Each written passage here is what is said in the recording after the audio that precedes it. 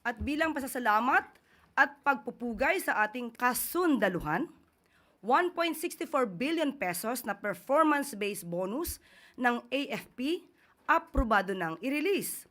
Higit 110,000 qualified officials at employees ng AFP ang makakatanggap ng bonus bilang pagkilala sa kanilang serbisyo sa bayan. Aabot sa 65.50% ng kanilang monthly basic salary as of December 31, 2023 ang matatanggap na bonus ng mga kwalipikadong sundalo. Kailangan makakuha ng very satisfactory rating ng mga opisyal at empleyado ng AFP sa Strategic Performance and Management System para makatanggap ng performance-based bonus.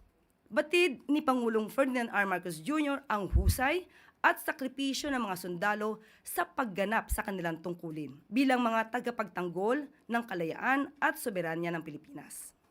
Kaya't nararapat lang na masuklian ang kagitingan ng ating mga kasundaluhan.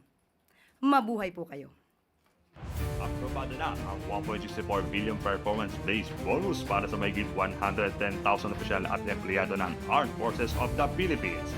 Katumbas ito ng 45.5% ng kanilang buwan ng sahod bilang pagkilala sa kanilang dedikasyon sa pagtatanggol ng bayan.